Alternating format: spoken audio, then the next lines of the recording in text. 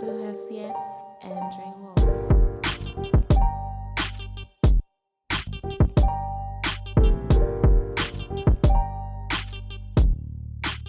Hi guys, welcome back to the Let Me Learn podcast, and today we have a very, very special guest.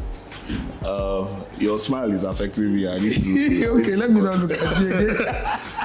So today's conversation will be a deeply personal one centered around childhood, healing, and motherhood.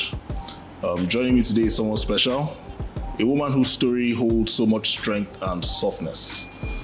She is described as diligent, meticulous, intelligent, and very detail-oriented. Someone who has navigated life with resilience, faith, and an open heart. Her journey through motherhood, her experiences as a young woman, finding her voice, and her commitment to breaking generational cycles are exactly why I wanted her here today. So, without further ado, my able audience, please help me welcome my mother, Mrs. Godrey Ogbechie, the GD of Reynolds Limited, the founder of Evolve Initiative, which a lot of people wouldn't know, but I would, a bit more on that later.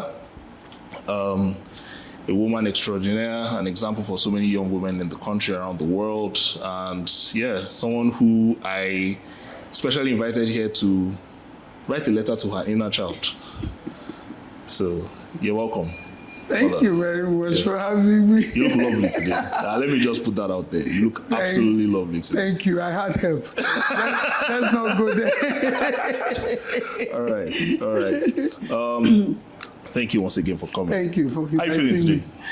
I'm good, actually. I'm very good. You're good. Yes, you look good. Thank you. Thank you. All right. So today we're going to write a letter to our inner child. Mm-hmm. But you first, because obviously, you came before me. I wouldn't be here if not for you. Yes. So let's take you back to the beginning. Yep. Before adulthood, before responsibilities, before life became what it is today. What's that one memory from your childhood that still makes you smile without even trying? Very, very interesting question. But before I even answer the question, let me tell you how proud I am of you, so for doing this. I think everybody has value to give, and there's nothing as impactful as recognizing your niche or the area in which you can add value to your family, your community, the world at large, and work towards realizing that value. Yes, realizing that value and actually deploying it to make a change in whatever way that, because the world needs everybody to bring their own value, to contribute their own value to make the existence of other people. But so, well done. Well done for doing this and all of that. Thank you so much. But I think I will tell you most of the other things later. Off camera. We'll leave that for our own personal. Yeah, but you said the childhood memory that still makes you smile without even trying. That still makes me smile without even trying. There's a lot of them, but I think one that would be, interestingly, that would be the way my grandmother related with me. My grandmother, my late grandmom on my maternal side was a very strong woman, and I believe that if she were born in this our generation, or if she was educated even in her own generation, she would be people that I will equate to the Maya Angelos of this world, the Okonjo-Iwealas of this world, those strong, intelligent women and all of that, So there was a way she loved me and valued me, and supported me in a way that made me feel like I could take on the world. I could take on the world. I'm the oldest grandchild, Yeah, and I'm the oldest child. Yeah. Yes, so I think being the oldest grandchild made me, maybe I hold a special place in her heart. Yeah. Yes, so there was a way she approached life and the way she loved me that I think when I remember her, I just feel like then I can take on anything. Yeah. I love that. I love that. So, you know, I would actually like to come back to your grandmother, but a bit more on that later. But growing up, what did you think adulthood would feel like, and how different did it turn out to be? I'm not sure I even had. I'm not sure I had the luxury of dreaming far into adulthood. Yeah, into adulthood, yeah. Because when the way the world is now isn't the way it was back then. Yeah. Back then, the options were really limited.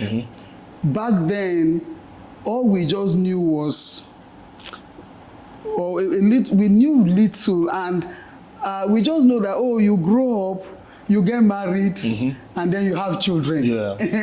Do you understand? Although, as a child of teachers, we knew we had to go to school. You know, we knew my secondary school wasn't going to be the limit for us, because even though the environment, the communities where we grew up, people just aspired to get to secondary school, and that was it. But I mean, there were others, a few, or not now that majority get to have a college education. It's the expectation. It's the expectation, but in our time, a lot of people would just aspire to just finish secondary school and maybe get a civil service job. But there were few who, there were, no, not a few, to be fair, quite a number who knew that they had to go beyond that level. And I was one of those people that knew we had to go beyond secondary school, because my parents are teachers and education was like something we needed to get. But, and so I don't think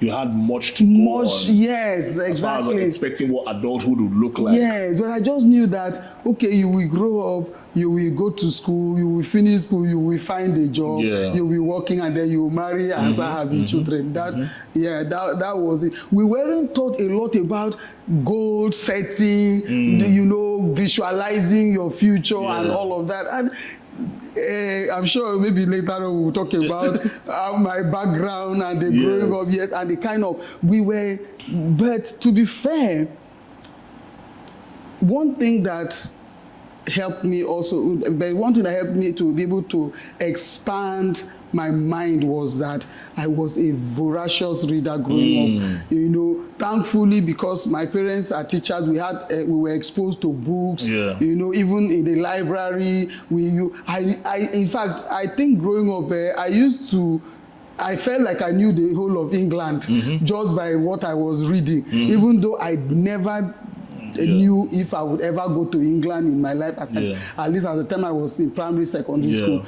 But we were reading, so we knew how big the world is, and what it was like on the other side, just based on pictures that were being made. It's not like we really aspired to be there or to go there and all that. So even though you know that this world existed, but to be honest, based on where we were at that time, the dream did not stretch enough to accommodate you being able to go there. So that was it. But now, the reality is much different.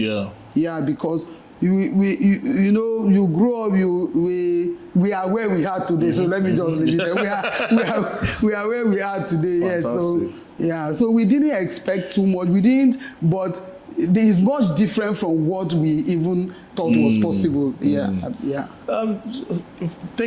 fact, I'm even I could go in so many different directions, but exactly. I think I'll try and keep it according to. But you know, as a first grandchild and a first child, and in what I understand you to say as being what I'll call the first example or the first recipient of your grandmother's love. In terms of how she must have even understood you to be the future generation, and how she wanted to kind of like pour herself into you in a sense. You know, still on growing up and, you know, your childhood, we'll go ahead, but what was a moment that you felt you experienced that made you maybe have to grow up a bit faster than you should have, or that you felt that, or faster than you would have liked?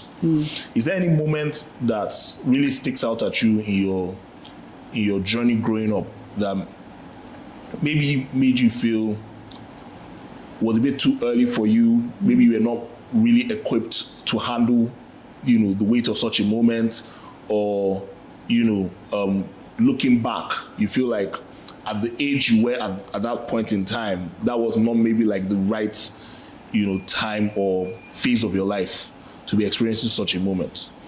No, not really. Not really, to be honest. Not really, to be honest, because being like I said, being the first child and being the first grandchild, I was taught at a very early age to understand that I was first and foremost a leader. I was to be an example, and that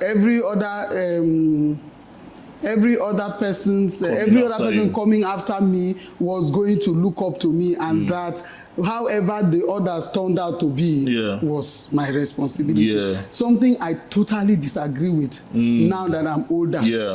Because which is the difference between the way my grandmother related with me in this area of being the first grandchild and the way my own father related to me, being his first child.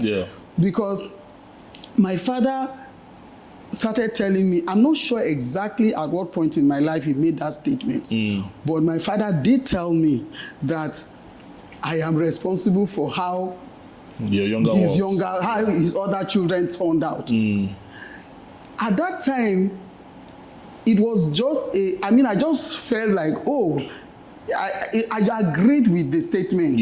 But now, it's a bit with different. where I am today, I feel like that was too much of a weight to put on a child. Because how will I be the one and first and foremost, I don't follow you, but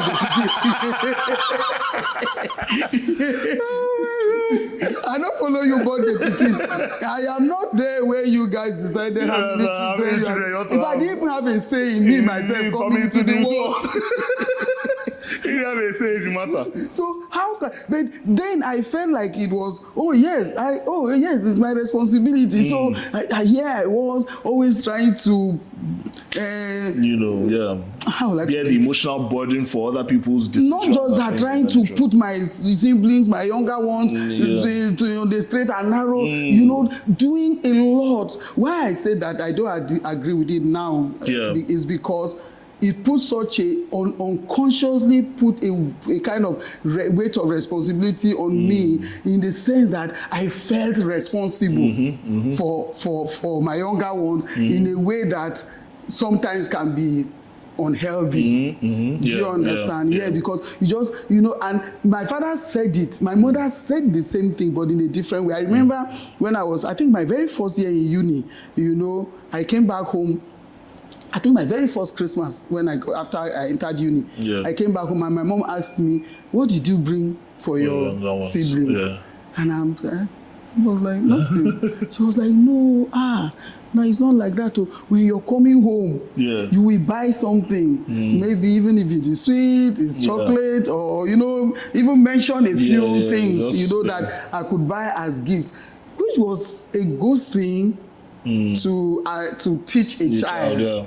But it also increased, but maybe not then, but maybe unconsciously increased the weight of responsibility. Because of what was already there in the first place, as far as the weight of responsibility. It has I think it had a lot of benefits for my younger ones, because I remember how they tell me these days how when I come home during holidays, how sometimes they look forward to your return. Yeah, they look forward to the return, but also they are anxious because they know that it's like the prefect returning. You know, who is going to make sure they are doing the right thing, and they are going to farm, they are going to this, and doing what they are expected to do. But so it put that weight of responsibility on me to be a good example, to be to not do anything that will lead anybody astray. To that to kind also of not even lead yourself astray in a sense. Yes, of how you want to set an example. Exactly, because you just need to show an example. Do you think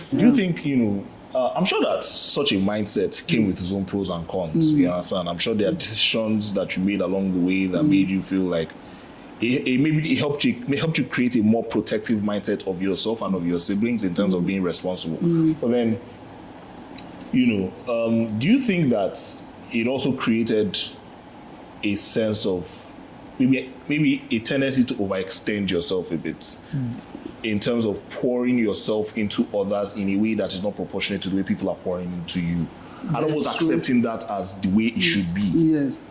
You understand? Yeah, to be honest, it's that's a very good word you use, overextending yourself, because you just feel like, it's like saying, I remember when I was I don't know if I should say this. Please go ahead. When I was about to finish my secondary school, one of my closest friends, I had, my background was such that as parents, as a child of teachers, we lived our lives mostly outside our village. So I had friends among fellow teachers, kids, and all of those things but I also had these friends in the village who because we normally go home, especially every Christmas, during New Year festival. That's a long vacation, what we call long vacation, the summer holidays, and then then during Christmas holidays and all of that. So we always went home, Sometimes we would stay with my father's side of the family. Sometimes we would stay with my my grandmother's side of the family. We spent more time with my father's side of the family, but we always visited my grandmother. That is my mother's side of the family and all of that. They are within 5-kilometer radius so it's not like they involve a lot of traveling and all of that. So, but I had these other friends. So before the year I finished secondary school, one of my closest friends in the village there, whose father who is also a child of a teacher, because so it's not like she was a total village kid, got pregnant in her final year in secondary school, and wrote her WAEC, the secondary school certificate exam with her pregnancy. And I used to look at it. There were so many young girls within my age bracket who were getting pregnant. Most of them still either in secondary school or, that kind of thing. And I used to wonder, I'm like, nah, this is not working. Like, I remember saying to some of them, I said, you're still living with your parents. They will give you one loaf of bread. How can you share one loaf of bread with a child? So what I was trying to tell them is that, look, you are not old enough to be responsible for yourself. You are still a dependent. So you cannot be a dependent and have a dependent. How are you able to come to this logic, like, in a way that was original to you, if you know what I mean, in a time where such a thing was not, you talk about how all around you it seemed like, this was what everybody was. How did you come to that, like, sense of agency, if I can call it that, in a way that was not, in a way that contradicted what was going on around you, if you know what I mean? Because a lot of people just easily be like, this is what everybody's doing, I might as well. Absolutely. No, very good question, which brings me back to the issue of exposure, but also the issue of mindset. See, the greatest difference between one person and the other is the way they think. This is the way they think. Do you understand? But the why I talk about exposure is that exposure we can give you a broader view of life. But how you do with that broader view of life is absolutely up to you. So your mind, how you make up your mind to how you make up your mind to live life. Make decisions. To make your choices and all of that. You know, so growing up in that environment, I mean, I'm not the only child of a teacher, but to be honest, I was the first person of my age group in my village to gain admission into the university. My age grade, of my age mates, I was the first person to get admission into the university.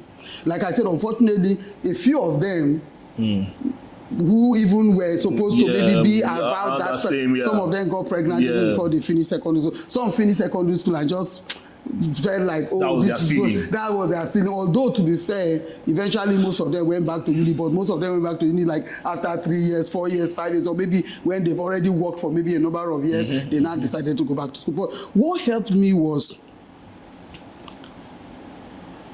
that exposure. Like I said, I used to read a lot, even as a young child.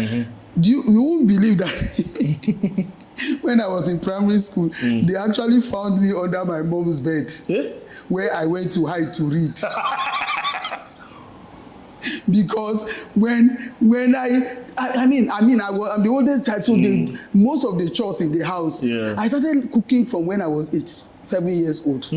That was when I made my first pot of soup as a 7-year-old going to not 8. Even rice. Not rice, we are not talking of boiling egg. Making a pot of soup. I was 7 going to 8 and thereabout when I made my first pot of soup. And how did I make it? My mom was going somewhere and she was about to win my sister then, Faith. So she was about to win her then. So she wanted me to make the soup and feed her after she had gone. So she just put out all the ingredients for me and told me the sequence in which I will put them in the pots. Yes, at 7 going 8 years. Oh God. So how did the soup turn out? No, it turned out, interestingly it turned out, because like fantastic. I said, she set out the ingredients. You know, any good meal starts with the quality of the ingredients and exactly the quality and quantity of the ingredients. So she set out all the ingredients. She did the meal prep. Yes, so exactly. She put out all the ingredients and told me, when you put water, after this, put this. But maybe it's possible I remember the sequence, but it's possible I did not. But I know the thing turned out well. At least I didn't kill the child. I didn't poison the child. So things like that. Oh, how did we get there? You're talking about your first pot of soup and how you used to hide under your mother's bed. Okay. So I was talking about how I used to hide under my mother. So there were too many. I had too much work. That is, there was too much work for me to do. Too many chores for me. You understand? But I also needed my private time to read. A moment to escape, if you can even call it that. Yes. No, but because I love to read books, so there wasn't always time to do. And of course, when we were growing up, there was no electricity. We used to use bush lamp and all of that. So at a time when we were about to go to sleep, they would either turn down the lamp or remove it totally from the children's rooms and all of that. So you can't be reading when it's time to sleep. So there was this book I really wanted to read, so I went to hide under the bed. So because I know that is where I will be, that nobody will find me. I was a bit stupid, but I mean, you know, when you are a child and you want to escape, there are some crazy things you do. But I think that was the craziest thing I did as a child. Trust me, I was a good child. Don't worry, your reason was valid. I just wanted to read that book, you know. So I was talking about the mind. So because of all the reading I did, it expanded my mind a bit more than the average kid around the village. It enlightened you. Yeah, enlightened me, yes, beyond the average kid in the village. But the thing is that it now takes me to the other point I made. You even within exposure, even without all of that exposure, how your mind is actually transformed with what the information you get is what makes the difference between one person and the other. Amazing. Amazing. So, I mean, looking at your life now, I would like to think that you are very happy with the way things have turned out for you. Yeah. But what patterns do you think came directly from your childhood, as far as who you are today and how you conduct yourself, how you think, how you process things? Well, what are the patterns? What are the attributes or traits about you that you would say this is something that came to me naturally as a child, or was conditioned to you as a child, and you still retain to this day, either consciously or subconsciously? Great question. You know what? Like, I think I will go Reverse back. it, No, not really reverse it. But when you said, it's like saying the outcome where I am. Yeah. You know, you said I'm happy with. I think happy is not the word. I think I am actually shocked. Yeah, I'm actually shocked at where I am today, and which is why, whether we like it or not, I will give it. And it's not a cliche. It is the grace of God. Yes, yeah. Do you understand? Yes, there are some attributes, there are some behaviors, or some attributes. There's a word I'm looking for. Some traits, some things you have done on your own, to contribute to that. Some efforts. Yes, you made some effort on your part to contribute to that, because, like, are we allowed to quote scripture? Please go ahead. Because, like Paul said, he said that I am what I am today by the grace of God. But the grace of God is like saying the grace of God worked because I worked. He said, but I worked harder than all the apostles. Yes. Do you understand? Yes. Exactly. Because the grace of God meets you when you are at your point of effort. Yes, where you're putting yourself out there for the grace of God to elevate you. Yes. Your grace of God will not meet you when you're sleeping in your house, when you're being indolent, when you're being when you're wasting your time and all of that. Exactly. So, you know, so I am actually shocked, even though, like, everybody growing up, like most people, we all want a better life. We all want a better life. We dream of something better, but that better, some of us can't even dream that better. It always has a ceiling, or a ceiling. It always has a limit where your mind can stretch or expand. Yes, exactly. And that's where you get exposure and enlightenment. Yeah. God bless you. Where you can dare to dream, a point where you can dare to dream to. But when you actually find yourself, by the grace of God, going beyond the point where you actually dare to dream, then you know that is not your effort now. It's grace. That is not your effort. That is grace, because that means that there are so many other things that have happened for you that you didn't even dare to dream about, and yet they came to pass. So dreaming is good. Dreaming is good. Dreaming is good. It's always good to dream, but when you get to a point where you have achieved beyond your dreams, then you know that it is just the grace and mercy of God. Yeah. Amazing. So speaking of, dreams, the limits to which people are able to expand and imagine, how far they can go. And, looking at your journey, where you are today, you describe it as being shocked. And then also knowing what you had around you in your immediate environment, and then what you dared to dream, and then there's how much further that is, like, your life took you beyond that. But in your own efforts, what generational lesson do you think you unconsciously inherited? And when did you first start to question it? To be honest with you, I think you've already answered this question. But maybe if you have another lesson or thought process, the answer that I think would apply to this question is when you spoke about your father, giving you the impression that you are responsible not just for yourself but for how your younger siblings turned out, and that now creating a tendency to overextend and things of that nature. Would you say there are any other lessons that, as you started to become more exposed and enlightened over the course of your journey, you felt the need to question those things a bit more? To question, okay, let's go back to I think when you talked about the attributes, or some of the efforts, but I think I will try and answer that a bit more before I answer this. When first and foremost, working hard was not something you had a choice to make. Because you know your generation is different. Yes, we're quite different. You know, you don't need to do certain things to get certain things. Yes. There are some things that just come to you. Yeah. But our own time was not like that. You needed to work. Yes. You needed to work. So I grew up seeing my parents, because they had to be teachers. They were both teachers, but they had to also farm.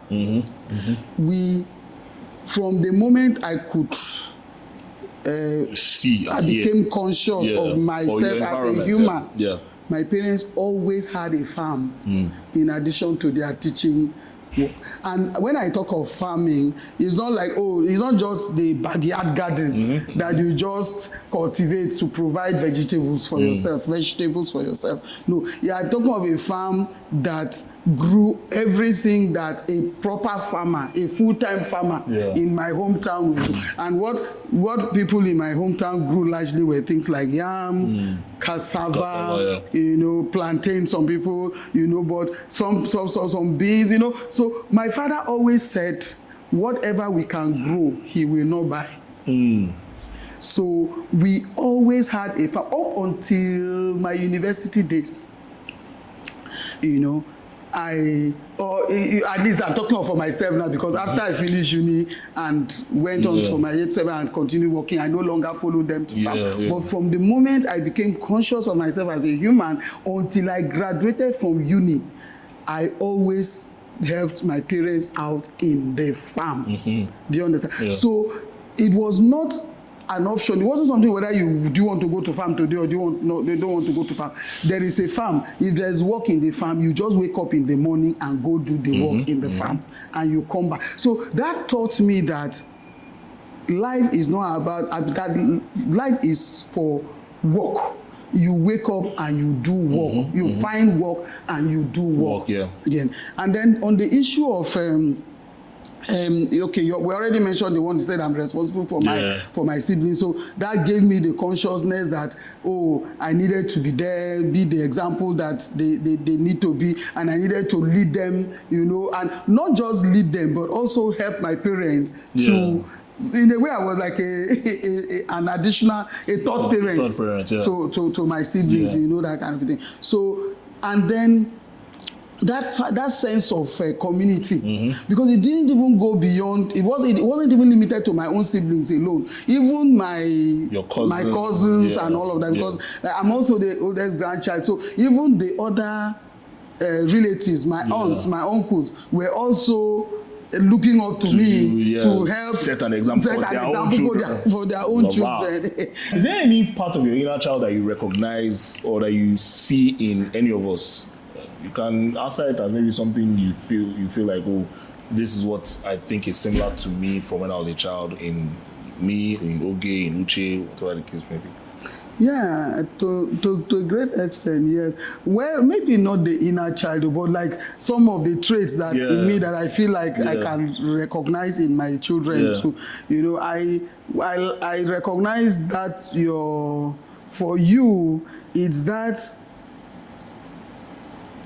heart for the less privileged. You know, I remember when you say, you saw somebody on the road, you had to stop to go and give the person money, you know, and you know, so those kind of, you know, that how your heart goes out to people that you feel, you know.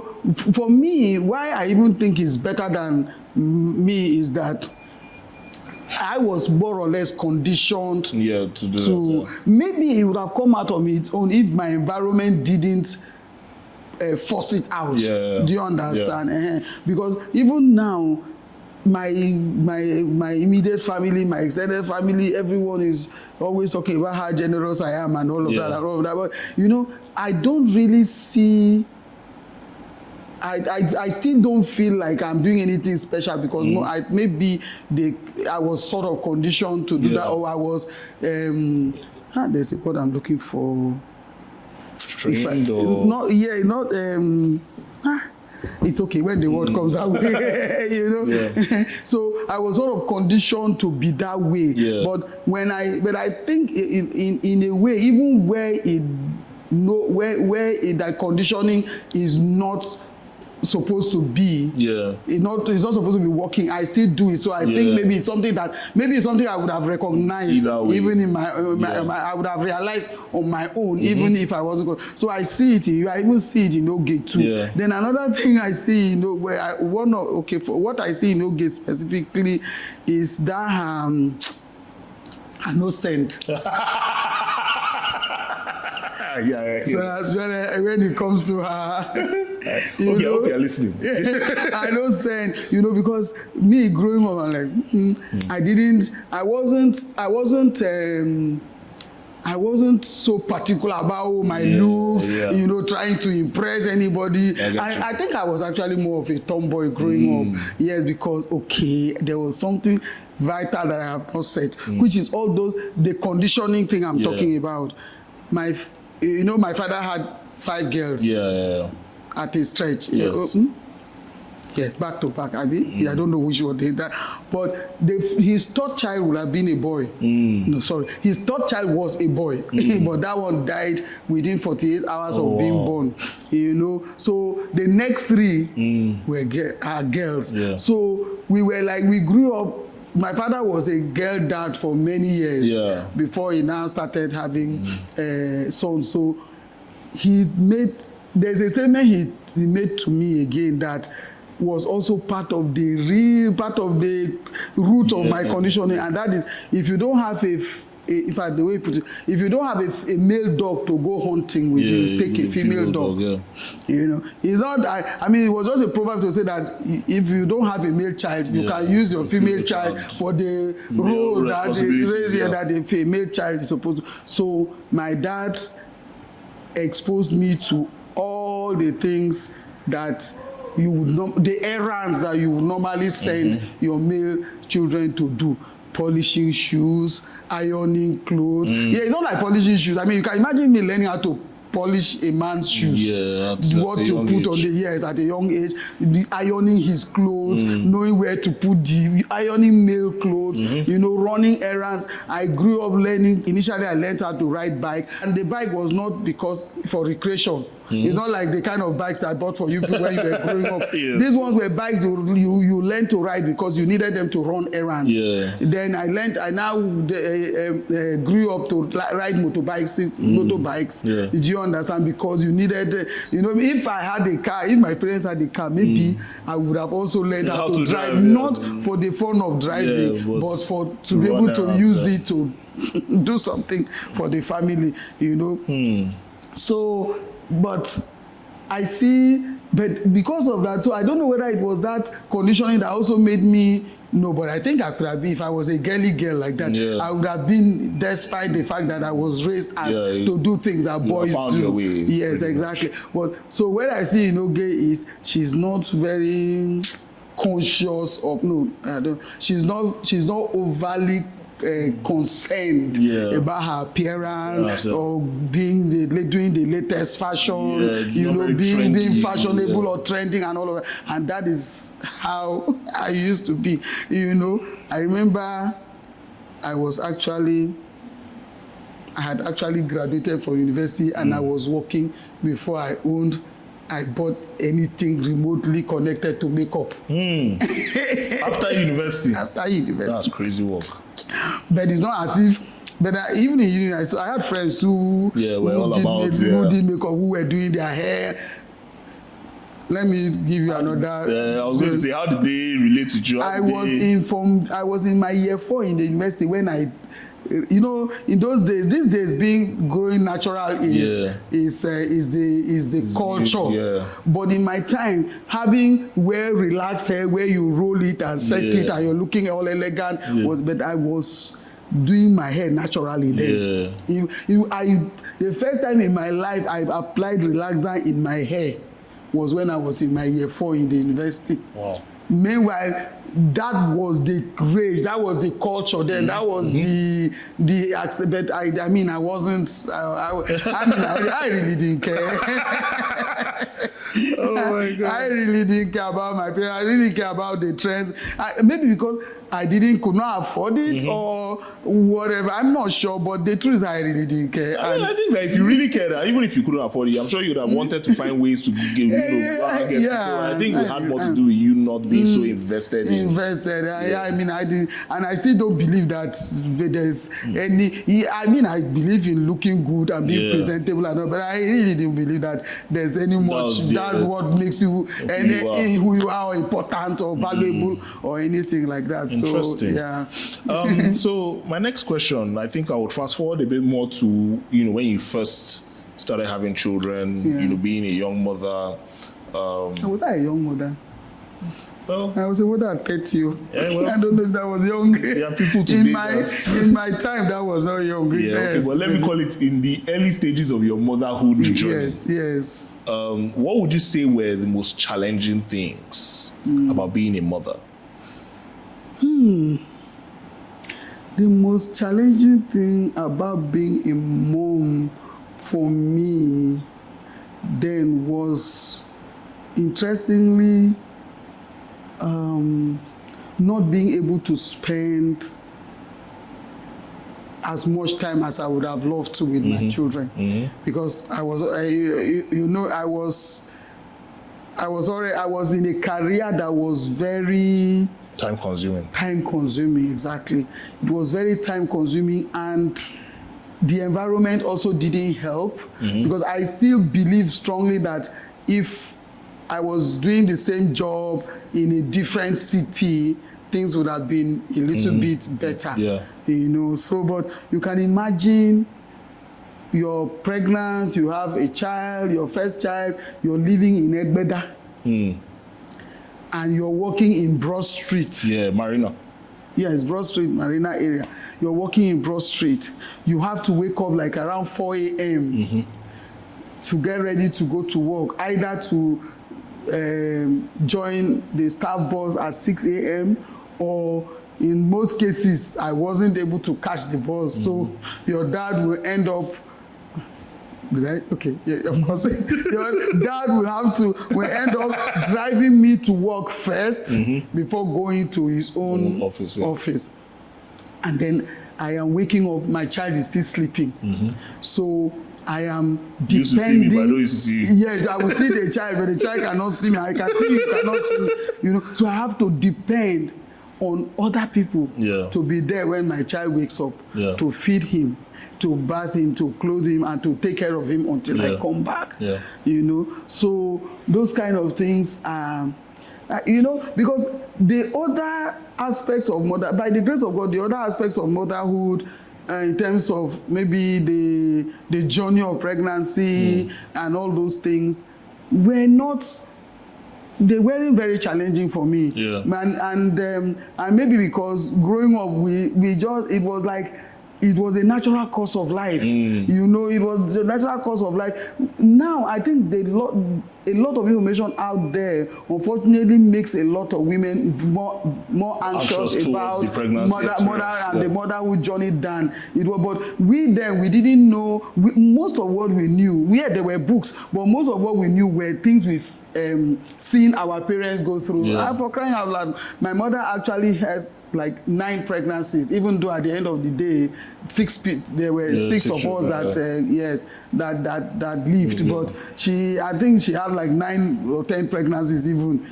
She lost one at birth. There was one time she had a miscarriage, and all of that kind of thing. So let me just say, about 9 pregnancies, So my mom's immediate younger sister has 10 children, and they are all alive. Wow. So we just saw being pregnant and going through pregnancy and having children as the natural course of life. But for me, combining that, but even combining that with a banking career and in the living environment I lived was also something most people around you were experiencing it, that kind of thing. So but for me, because the difference is that in my mom's case, she being a teacher, her working hours weren't as long as mine. Intensive, yeah. As mine, rather. And we all went to the schools where they taught. Yeah. So in a way, we were always together. Yeah. In a way, I mean, we didn't go to a different school where my parents were teaching until we got to secondary school anyway, because we were teaching in the primary school system. So, but throughout the primary school, which is the most important years of a child's life, we were always with our parents. Yes. So, but. In this case, so I think that would be the most challenging. The fact that you have to, something very very interesting always happens. No matter how long I am away from you people, you and even your siblings, the moment I come home, you abandon whichever auntie or nanny or whatever. You will just cling to me until So the cycle just kept going like that. But it didn't, at least at that age, at that formative years, it didn't. I was not estranged from my children in a way to feel like this is my work and all of that. Although, so when I finally made the decision to quit banking job to be more present, it was more out of a choice I made, not because my children were suffering so much that, and don't forget, to be fair, that was a bit more available. Not a bit, it was much more available than I was, because especially when he now started running his own business, from time to time he was able to do the school runs whenever he's in town. When he was in town, he was doing the school runs, he was being more present and all of that than I was, and all of that. So if you had to leave a final message to your inner child and to future generations of women, what would it be? What that letter look like? If you had to just write a letter to your inner child, how she's doing, how she feels about where you are now, how she helped shape who you are today, what kind of words of appreciation, encouragement, My inner child. I don't know why we are looking for this inner child, though. I have to look for it too. A lot of people find their sense of fulfillment. I don't know, but if I have to write a letter to my inner child, I will tell my inner child I will congratulate my inner child for listening to advice, listening to parental guidance, and even when it seemed uncomfortable, And I will also congratulate my inner child for having the wisdom, by the grace of God, to be able to meander the time bombs of life and be where she is today by the grace of God. Because the thing is that even though I was a very compliant child that didn't want to stress my parents in any way, I sort of went where they asked me to go, did what they asked me to do, stay where they asked me to stay. But the truth is that I won't lie and say that there were not times when that did not agree with them absolutely, and I, made it known. and I took a stand for what I wanted, and one of those ones was specifically in the area of marriage, because to be honest, my dad didn't want me to marry outside of my your hometown. My hometown, not my village, but my dad actually gave me a boundary where I should not go beyond. But to be fair to him, he said it more like advice, not like a command.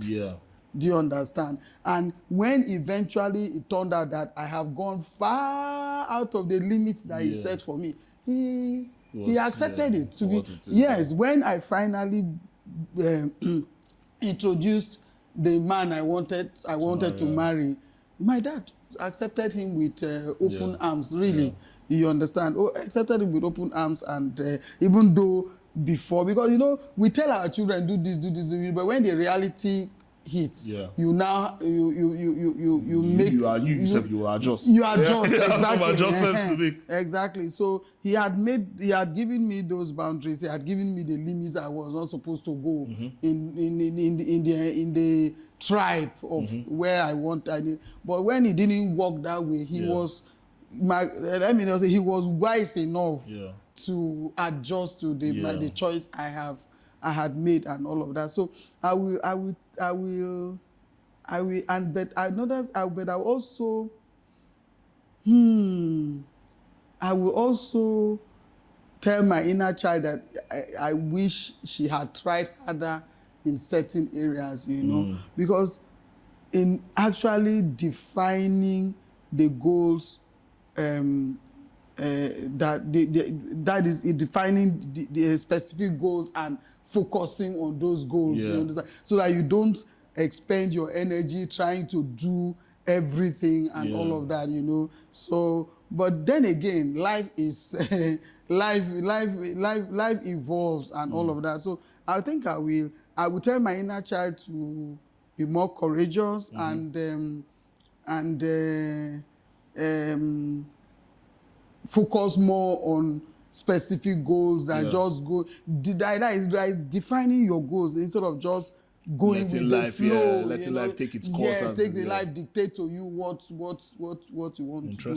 And then I also advise my inner child to be more flexible, to be able to adjust when life throws you curveballs and all of that. So fantastic. Perfect answer. You know, so we have come to the end of I have to look at the question. No, go ahead. We have come to the end of the part of the episode where I will be asking that question. So I have been kind enough, and I don't know whether or not I would regret giving her this opportunity, but my mom would ask me at least 2 questions that she also feels would speak to my own inner child and my journey up to this point. So, Mrs. Godrey, over to you. You should have done it 50-50. So that means that I will ask, but I think I'll just ask 2. Okay. The 2 that I think will, one that is like in the past and one that is more futuristic. Fantastic. Yeah, so that way. So so I will ask the first one, which is like something that has to do with the past. Is there anything you wish I understood better about you? Because now we are talking about past now. Is there anything you wished I understood better about you?